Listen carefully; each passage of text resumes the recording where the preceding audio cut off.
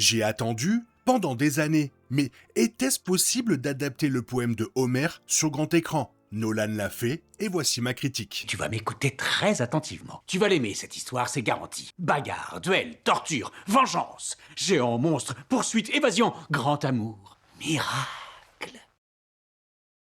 En tant que cinéaste, j'associe avant tout Christopher Nolan à un ancrage dans le réel. Il a réalisé des films relevant de divers genres fantastiques, dont beaucoup s'aventurent dans l'impossible, et il met tout en œuvre pour les rendre aussi crédibles que possible. Il a introduit l'architecture dans l'univers des rêves, la science dans l'art de l'illusion et la vraisemblance dans le monde des super-héros. Il privilégie les effets pratiques chaque fois qu'il le peut et vise la véracité visuelle pour les effets numériques lorsqu'il ne le peut pas. Ses récits obéissent à une logique rigoureuse qui dicte chaque choix créatif, donnant ainsi le sentiment que même les idées ou les structures les plus complexes restent fondamentalement intelligibles. Ainsi, lorsque l'annonce a été faite que son prochain film serait l'Odyssée, je me suis interrogé. Que se passe-t-il lorsque Christopher Nolan s'attaque à un univers peuplé de dieux, de monstres et de véritable magie? Lorsqu'il ne peut pas enrober le tout dans la dimension scientifique de la science-fiction, quel visage le surnaturel prend-il? La réponse s'avère être l'une des réalisations les plus impressionnantes de la carrière de Nolan. Ancrée solidement dans la réalité, cette relecture de l'épopée de Homère est profondément humaine.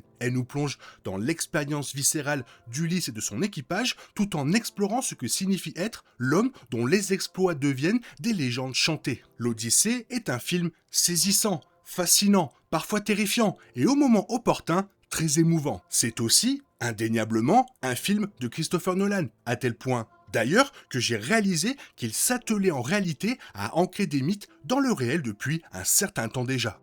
Comme chacun sait, l'Odyssée d'Homère ne commence pas par le début, et celle de Nolan non plus. Au moment où le film débute, Ulysse a quitté son royaume insulaire d'Ithaque depuis près de 20 ans, dont la première partie a été consacrée au siège de Troie. Le cheval de Troie, la ruse grâce à laquelle les Grecs ont remporté la guerre, est déjà entré dans la légende. Mais, contrairement à un nombre d'autres survivants des combats, Ulysse et ses hommes ne sont pas encore entrés chez eux. Après tant de temps sans nouvelles, beaucoup le croient mort. En son absence, Ithaque est devenu une véritable poudrière. Le palais regorge de prétendants turbulents convoitant la main de la reine Pénélope. Bien qu'elle les ait tenus à distance pendant des années, ils abusent effrontément de la coutume locale de l'hospitalité, dilapidant les richesses d'Ulysse en festin incessant qui mène le domaine à la ruine. Ces mêmes coutumes ont jusqu'ici dissuadé ces hommes de tenter de s'emparer du trône par la force. Mais maintenant que Télémaque, fils héritier de Ulysse, a atteint l'âge adulte, ils cherchent chaque jour à le provoquer pour qu'il porte le premier coup. Pénélope comme Télémaque sentent qu'ils ne peuvent plus se permettre d'attendre bien longtemps. Ils devront pourtant patienter,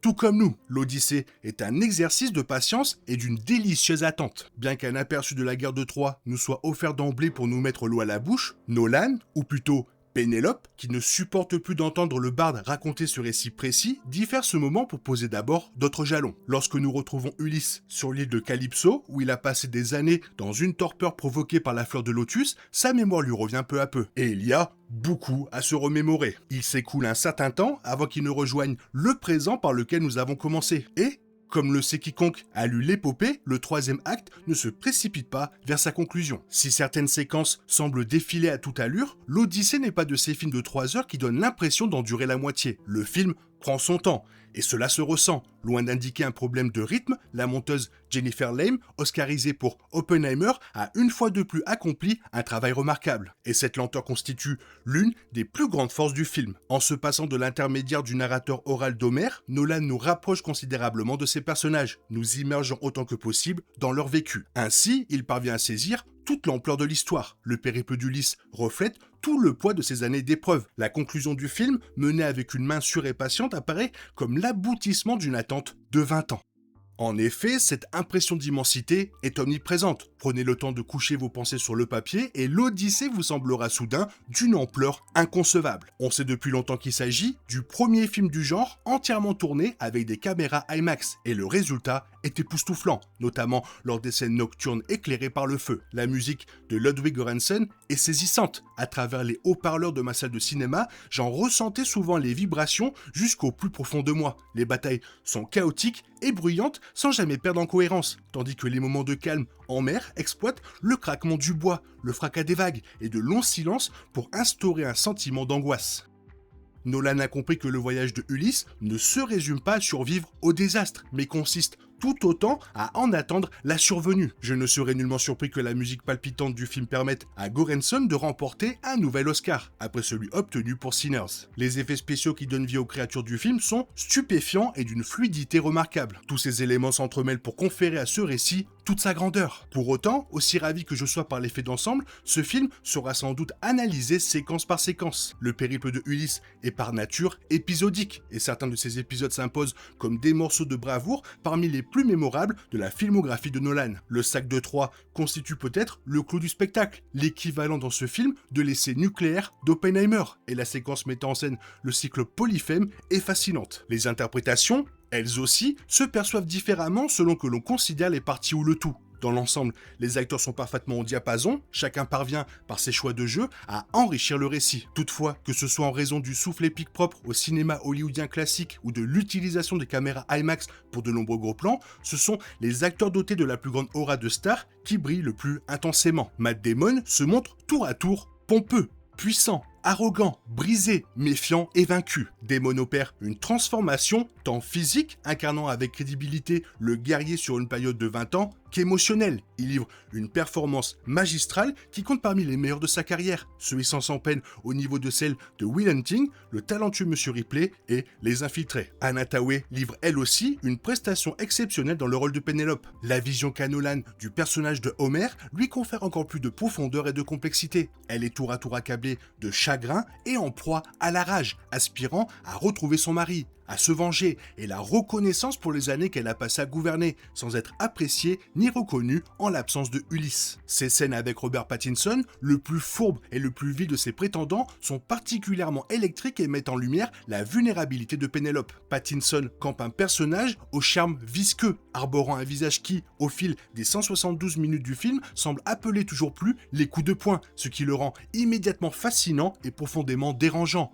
En somme, le parfait antagoniste. C'est peut-être mon coup de cœur parmi les seconds rôles. De son côté, Holland confère à Télémaque une sincérité juvénile qui évite au jeune homme de n'apparaître que comme un simple prolongement de son célèbre père. Il est en quête non seulement de Ulysse, ce père qu'il n'a jamais connu, mais aussi de sa propre identité et de ce qu'il est appelé à devenir. Cette incertitude offre au film un autre ancrage émotionnel. Les scènes que Damon et Holland partagent finalement comptent parmi les plus belles et les plus poignantes du long métrage. Charlize Theron et Zendaya n'apparaissent que brièvement, mais avec une grâce éthérée tout à fait appropriée. Il en va de même pour Lupita Nyong'o, bien que son double rôle d'Hélène et de Clytemnestre se révèle bien plus marquant et envoûtant. La séquence sur l'île de Circé compte parmi les plus réussies. Samantha Morton se distingue au sein de la distribution en conférant à Circé une immobilité inquiétante, et elle est fascinante. Quiconque connaît un tant soit peu le texte original sait exactement ce qui arrive aux hommes de Ulysse lorsqu'ils rencontrent la magicienne au cours de leur périple. La scène elle-même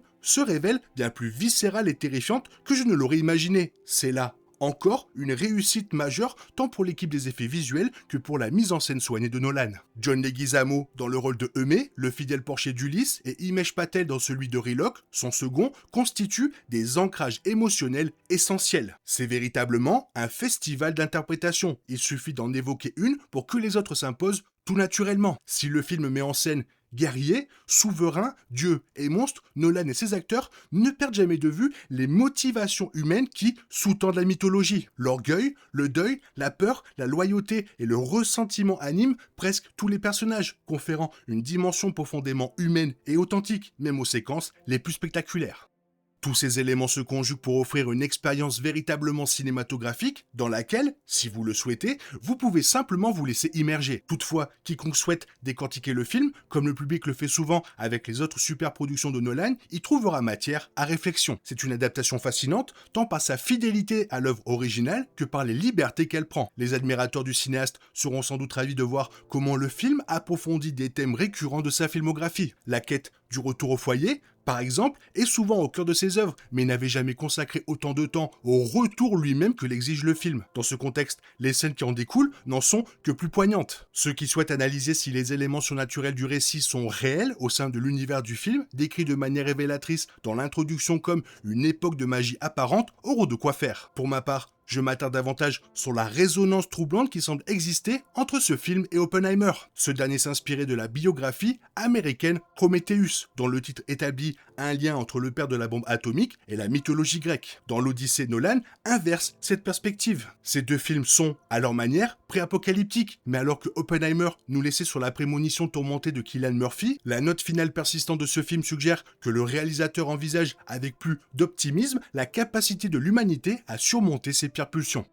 Cela peut sembler un peu absurde de vouloir éviter les spoilers pour l'adaptation d'un poème écrit il y a près de 3000 ans, mais je tiens à ne pas trop en dévoiler. Pourtant, les derniers instants du film agissent comme une clé ouvrant tout le film et recontextualisant tout ce qui a précédé. Ne pas les évoquer ici, ne serait-ce que brièvement, serait une erreur. Cette conclusion diffère également de l'œuvre originale. Il est donc sans doute préférable d'éviter de trop en révéler. À l'instar de Dunkerque et dans une certaine mesure d'Oppenheimer, le film raconte les répercussions existentielles de la guerre et l'impact de celle-ci sur l'âme des survivants. Nolan ne cherche pas à narrer les exploits de héros conquérants ou à célébrer l'horreur classique. Il s'intéresse plutôt à ce qui survient une fois la poussière retombée et le sang commencé à sécher. Dans le grand crescendo du film, Nolan parvient à relier ce récit antique à notre monde moderne avec une ingéniosité remarquable, provoquant un choc émotionnel viscéral susceptible de surprendre ses détracteurs les plus sévères, qui reprochent souvent à ces films un manque de sensibilité. Le résultat est efficace et magistral. Nolan réalise ici un véritable tour de magie. Comme pour tout bon tour, on devine un peu le trucage, mais on souhaite avant tout se laisser émerveiller par l'expérience. On a envie d'y croire. Le prestige y est essentiel. L'Odyssée est l'un des meilleurs films de Christopher Nolan, et c'est le genre d'œuvre que seul lui pouvait créer.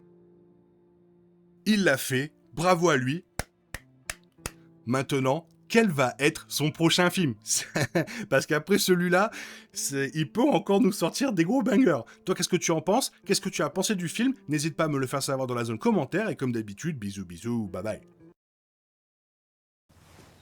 T'es toujours là, toi? C'est fini. Rentre chez toi. Allez, dehors. Naï, naï, naï.